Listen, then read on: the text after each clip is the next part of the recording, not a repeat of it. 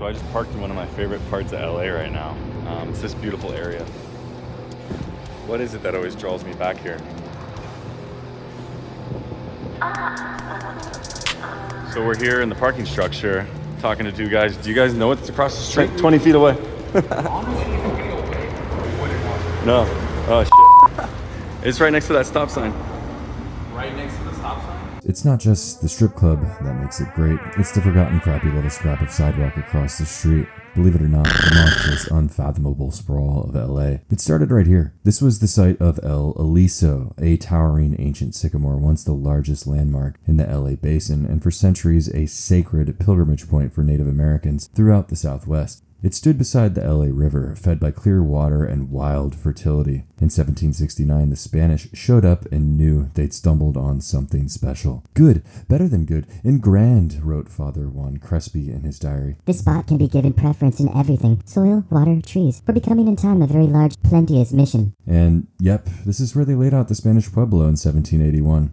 The city finally got around to recognizing the significance of the site with a little plaque in 2019, but some nice homeless guy stole and sold it to buy meth. The plaque, before disappearing, was dedicated to the original native inhabitants of the area, said the city. Today, Aliso Street ends a block before the tree's old site. Vignes Street, named after Jean-Louis Vignes, French winemaker, last named literally vines, dead ends at the vanished plaque. Vignes owned El Aliso in the 1800s, and his vineyard, built around the tree, became a dead end, sadly, for thousands of Native Americans. The very first law passed in California in 1850, the Act for the Government and Protection of Indians, made it illegal for Native people to be drunk or unemployed in public. In downtown LA, as elsewhere, this law was used to enslave Indians. Natives were paid in alcohol on Fridays. By Saturday night, they were drunk and jailed. On Sunday, vineyards, like El Aliso, paid their bail, creating a debt that forced them back to the fields. This cycle repeated until most died of exhaustion or alcoholism. Thousands of honest, useful people were destroyed, wrote Horace Bell in 1881. Los Angeles had a slave mart like New Orleans or Constantinople, only here the slave was sold 52 times a year.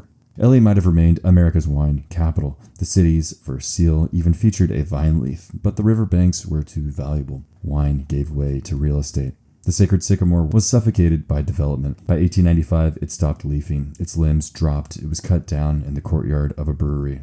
Visit Vignes Street today and weep. Follow me to learn more crazy California history. And check out my new book, Yuck, about the twisted, hidden history of the Joshua Tree, Yucca brevifolia.